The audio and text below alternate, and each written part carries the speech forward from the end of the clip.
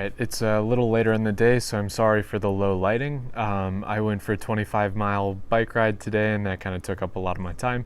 I haven't biked at all over the last probably 2 years, so a little exhausted as well. But I do have some really exciting information I want to share this week. So I'm ultimately a value investor down to the core, and so far this approach has really helped me with speeding up my path to financial freedom.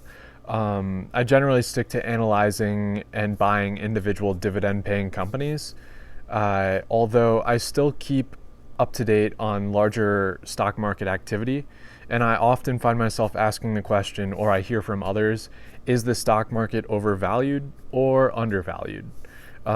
So last year I put together some of my favorite research that shows my favorite indicators and stock market valuation metrics. The yield curve inversion was really big, stock market cap to GDP, cyclically adjusted price to earnings ratio, corporate debt levels, housing prices, and unemployment rates. At the time, stock prices were definitely looking lofty, and I saw some other cracks forming in the long-running bull market. So I ended up predicting with about an 80% probability of a stock market crash in 2020. And this was back in 2019. Voila, the stock market crash happened. And of course, I didn't predict a global pandemic being the catalyst. On that end, I offered a few ideas with upcoming presidential elections, etc. But that really wasn't the point of my research. I don't have a crystal ball. Instead, I'm just trying to figure out when the stock market is overvalued or undervalued, and this helps me make, in general, and this helps me make better long-term investment decisions. After the crash in early 2020, better value investing opportunities popped up. Many fearful investors pushed down prices, and I really didn't think a lot of the company's underlying fundamentals changed nearly as drastically as the share prices. So I ended up buying into a few beaten down stocks.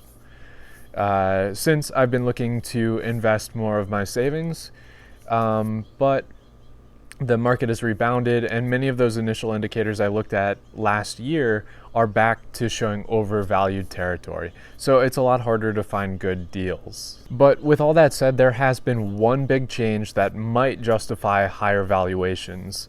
This is something that many investors have definitely noticed, but have not fully considered. And Warren Buffett has even hinted at what I'm about to share. But before we dive in, I'd really appreciate it if you just tap the like button down below, as well as subscribe to my channel. That way you'll be the first to know when I put out new research or when I show you what I've recently invested in. So the stock market is not overvalued based on what's called the Fed model. And to really get into it, I guess it's good to understand that money gravitates to where it's treated best. And right now, there aren't a lot of great opportunities to put your money in.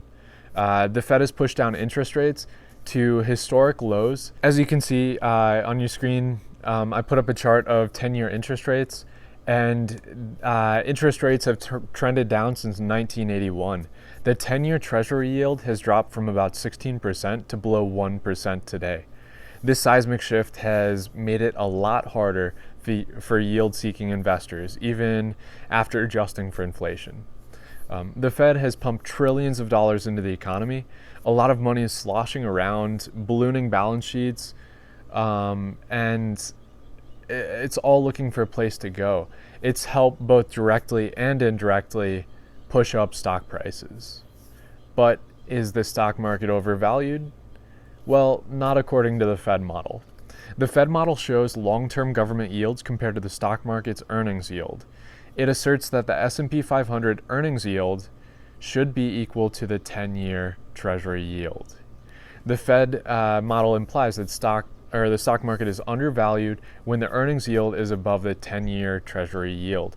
So to see this in action, I've pulled together some historical data, and it shows you the S&P 500 earnings yield compared to the 10-year treasury yield. And this goes all the way back to the 1960s. Since 2002, the Fed model shows that the stock market is not overvalued, and the long-term trend of the ratios sticking together has diverged in about the last decade or so. In this lower interest rate world, paying more for lower earnings is easier to justify.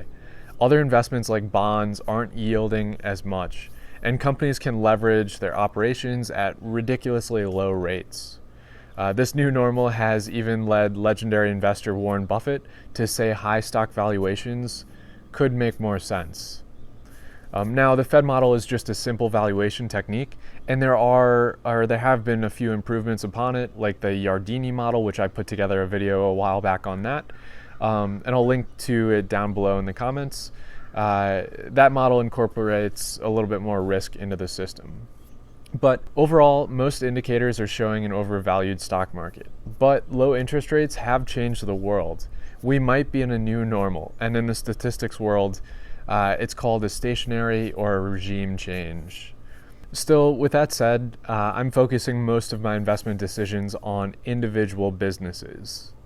So if you stick around and subscribe, you'll find out where and when I'm investing my money.